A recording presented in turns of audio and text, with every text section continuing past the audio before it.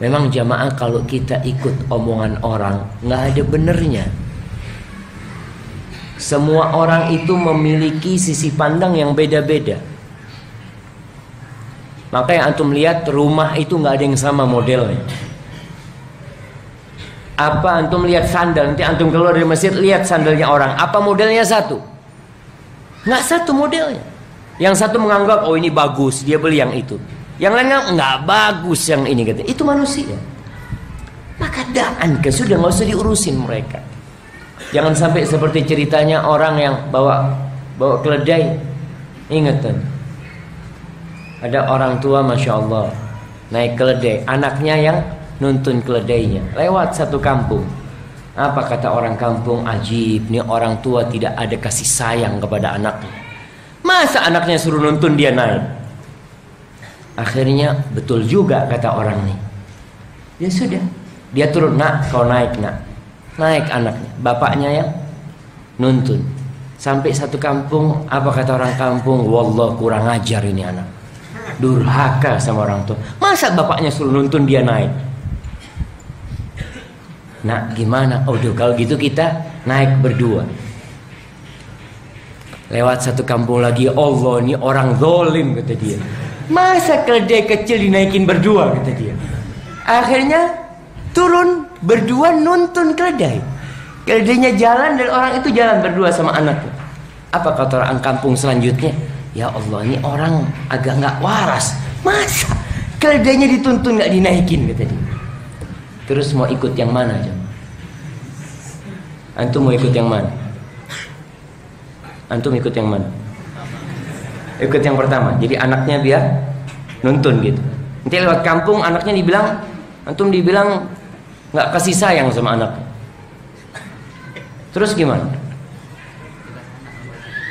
Tugas anak nuntun gitu ya, masya Allah. Tugas anak nuntun jadi jamaah. Tapi ala kulli hal, da'anka, absir sya'nak. Sudah kau perhatikan dirimu, biarkan mereka. Apa kata Aisyah? Qalat absir sya'naka innahu la jadida liman la yalbasul khalaq.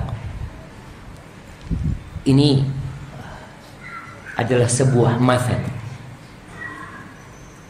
yang disebutkan dalam kitab-kitab mathal. Sebagian memaknainya dengan makna yang berbeda-beda. Anda baca di beberapa terjemahan tentang makna ini. Mungkin arti secara bahasa, tidak ada yang baru bagi orang yang tidak memakai yang lama. Tidak ada yang baru bagi orang yang memakai yang lama.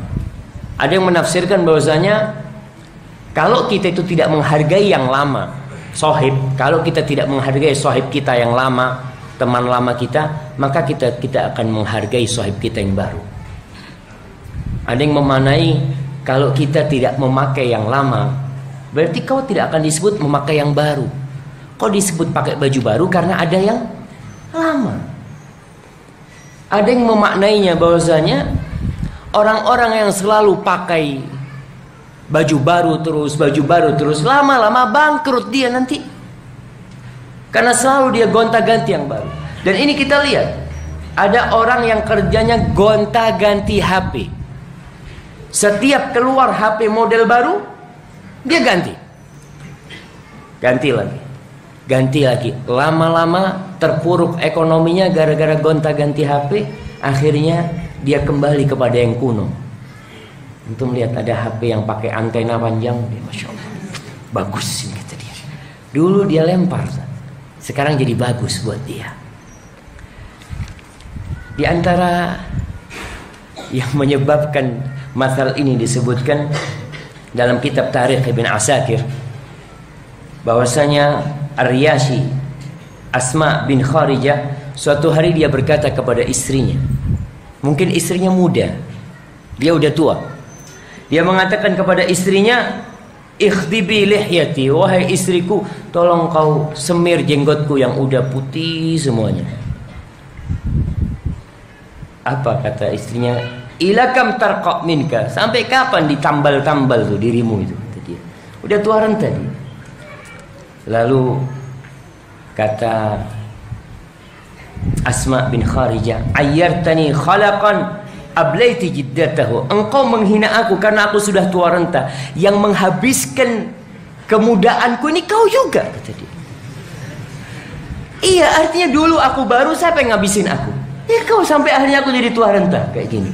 Kata wahal ra'aiti jadidan lam ya'ud khalaqan. Kau pernah melihat sesuatu yang baru? Bagaimana dia akan jadi baru kalau dia tidak ada yang lamanya? Jadi sesuatu yang baru itu dikatakan baru karena ada yang lama. Maka kita perlu dalam kehidupan ini untuk tidak berfoya-foya. Seorang wanita tidak perlu selalu ganti sofa di rumahnya. Ada memang orang-orang kaya jamaah yang tiap tahun ganti sofa. Sofanya masih bagus, dia ganti. Subhanallah, dulu waktu kita di Madinah, kita itu senang dengan sebelum Idul Fitri. Mahasiswa itu suka, karena banyak sofa yang dibuang di pinggir jalan. Ya kita bawa, akhirnya kita sama dengan mereka, tiap tahun ganti sofa. Tapi sofa nemu. Jadi kita bawa ke rumah kita sofa, lalu kita pulang dari masjid subuh, lihat ada sofa lebih bagus ini, kita lihat. Kita bawa dari sampah itu, dibuang. Masya Allah. Itu adalah sesuatu yang Allah tidak sukai. Allah mengatakan wa kulu washrabu wa la tusrifu innahu la yuhibbul musrifin. Jadi santailah dalam kehidupan ini, antum tidak perlu ya apa istilahnya?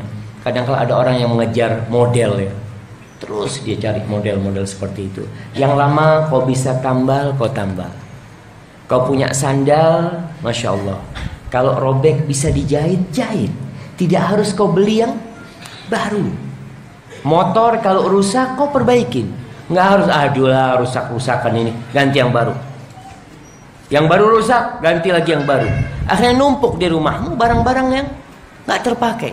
Dan ada sebagian manusia yang suka numpuk sampah di dalam rumahnya. Ya nggak ada katakan sampah, dia barang-barang itu tumpuk di gudangnya. Dia tidak sodakohkan, dia tidak bagikan. Apa yang terjadi? Ya udah, cuma memenuhi rumahnya. Seharusnya kalau kau ganti yang baru, kau keluarkan yang lama. Kalau memang kau harus ganti yang baru.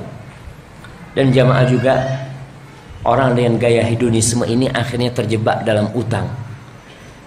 Karena semuanya kredit sekarang ditawarkan. Padahal sejatinya kau dengan uang 5 juta bisa beli barang bekas, motor bekas bisa. Tapi sebagian orang 5 juta digunakan untuk uang muka.